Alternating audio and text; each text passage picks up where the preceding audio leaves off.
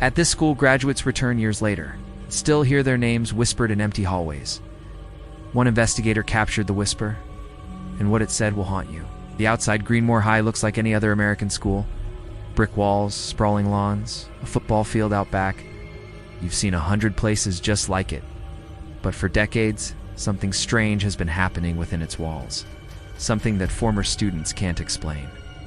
They come back for reunions, for football games, or just to walk the halls and remember. And that's when they hear it. Imagine you're walking down the main corridor, years after you've graduated. The lockers are a different color now. The faces in the classrooms are all strangers. Suddenly, right behind you, you hear your name. It's not shouted, not even spoken. It's whispered. Soft, close, and somehow familiar. You whip around, your heart pounding, but the hallway is empty. Just a long, silent stretch of polished linoleum and closed doors. This is the experience reported by dozens of Greenmore alumni, a shared secret that binds them together long after they've left. It's a phenomenon so consistent, so specific, that it has become the school's unofficial, unspoken legend. The stories are unsettlingly similar. Jessica, a graduate from the class of '98, returned to the school during a summer renovation project. She was reminiscing in the old art room when she heard it, a soft, airy voice right by her ear. "Jessica, come back." She said the air around her instantly turned frigid, so cold that her breath frosted in a little white cloud, even though the rest of the building was warm and stuffy from the summer heat. She ran out of the building and never looked back. Then there's Mark, a star football player from the early 2000s. He was visiting his old coach and took a detour past the locker rooms. As he stood there, a whisper seemed to drift from the showers. "You left something." He checked his pockets, confused. He hadn't left anything, but the feeling of being watched, of being known by the building itself, was so intense he couldn't shake it. It's not just former students. A long-serving history teacher, Mr. Albright, reported hearing something even more disturbing. Late one evening, while grading papers in his empty classroom, he heard what sounded like a small child's voice, clear as day, from the hallway. It wasn't just a name, it was a full sentence. "Don't forget us."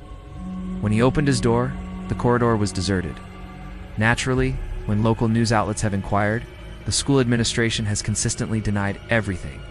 They call it alumni folklore, the product of overactive imaginations and nostalgia playing tricks on the mind. But the stories just keep coming. The legend of Greenmore High eventually attracted the attention of paranormal investigators. Among them was Robert Lane, a researcher known for his methodical, no-nonsense approach. He wasn't interested in ghost stories, he was interested in data. In the fall of 2018, with the school's reluctant permission, Lane and his team set up an extensive audio surveillance network. They placed dozens of high-sensitivity microphones throughout the entire building, in every hallway, classroom, and empty office. Their goal was simple, to spend one night capturing any and all ambient sound, hoping to record one of these infamous whispers. They set up their command center in a van parked 12 miles away, monitoring the feeds remotely to ensure no human presence could contaminate the audio. The night started quietly, for hours. The microphones picked up nothing but the typical sounds of an old building settling, the hum of the heating system, the groan of pipes, the occasional creak of the floorboards. It was almost disappointingly normal. But then, at exactly 2:13 in the morning, something happened. Microphone 7, placed at the far end of the second-floor science wing, registered a sound. It was faint, barely above the noise floor. When the team isolated and amplified the signal, they heard it. A whisper. And it was repeating a single name over and over. Robert. The name of the lead investigator who was sitting in a van miles away from the school. But that wasn't the most disturbing part. When they ran the audio through a spectrogram analysis, a tool that creates a visual fingerprint of a sound, they made a chilling discovery. The whisper, this disembodied voice from an empty hallway, had the exact same unique breathing pattern as Robert Lane himself. It was his voice, but it wasn't him. But before we get to what the whisper said next, you need to hear what Robert found under the school. Because the mystery of the whispers isn't just in the walls of Greenmore High, it's buried beneath them. See, the school wasn't built on empty land. The official records are sparse. but historical maps show that Greenmore High was constructed directly over a network of old, forgotten storm tunnels from the early 20th century. Most were sealed off or collapsed decades ago, written off as obsolete infrastructure. Driven by a hunch, Robert Lane pored over old blueprints and city plans, looking for any discrepancy, any forgotten entry point. And he found one. A small, unmarked access panel, hidden behind a loose section of wall near the school cafeteria's loading dock. With a crowbar and a flashlight, he pried it open. A gust of cold, musty air rushed out. Below was a rusted ladder leading down into darkness. He descended into the tunnels. The air was thick and still. The beam of his flashlight cut through the black, revealing a labyrinth of damp concrete passages. And as he explored, he realized this wasn't just an empty drainage system. Scattered throughout the tunnels were relics of another time. He found old child-sized wooden desks, tipped over and covered in dust. He found stacks of children's drawings. The crayon colors faded, but the images still visible: sunflowers, houses, smiling stick figures. Was as if a secret, forgotten classroom had existed down here. Further in, he came to a wider cavern. On one wall, dozens of names were carved into the concrete, scratched in with rocks or maybe a piece of metal. They were children's names: Sarah, Michael, Emily, David. Below the list of names, a single, haunting phrase was etched deep into the stone, the letters carved with a desperate force. It read, "We're still here." It became clear that this wasn't just a storm drain. People had lived down here. Or, at the very least, they had spent a lot of time here. But who were they, and what happened to them? The school had no record of any such settlement, or any tragedy associated with the land. It was a history that had been completely erased. That discovery cast the audio recording in a terrifying new light. The team went back to the whisper captured by microphone 7. They cleaned it up, using advanced filtering to remove the background hiss. And they realized it hadn't just said Robert. The enhanced audio revealed a full sentence. A soft, clear whisper that said, "Robert, we remember you." How?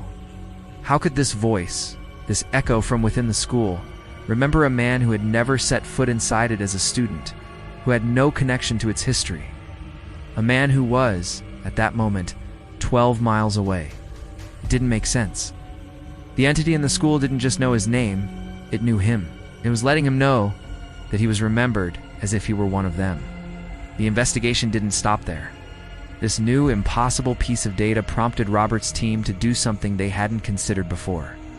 They started searching for older recordings.